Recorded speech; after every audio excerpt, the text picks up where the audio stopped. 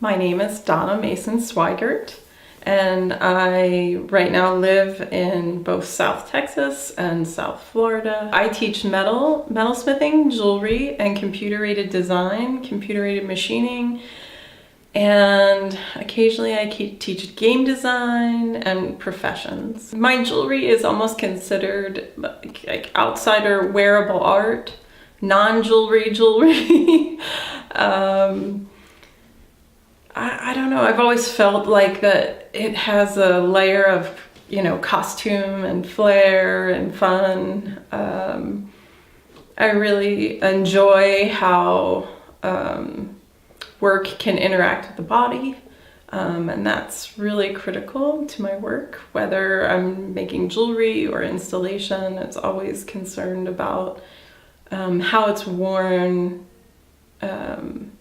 allowing things to be thoughtful and playful and violent, really all at the same time.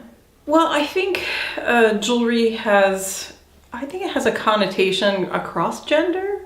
I don't see it being male or female. I think in periods of time it's male or female, like historically.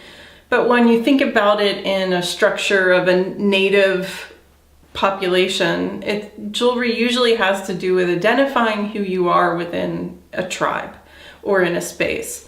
And it's one of the first ways humans, give themselves a value system of who people are and who they belong to, what tribes they belong to differentiate themselves from other tribes, and also to signify who they are within different tribes. And there's still examples, many, many, many examples of this currently.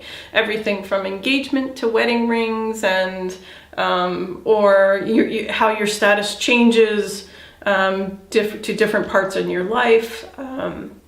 Your jewelry changes. And then sometimes I want to make things out of plastic because it's light and strong, and you can make wild and crazy things out of plastic that you can't necessarily make in silver or gold. We think about plastics as not being valuable, so it loses that preciousness or that commodity. And we think about jewelry being like, in times of trouble we can trade this in, and we can't do that with plastic. We're desperately trying to get rid of the plastic we're producing.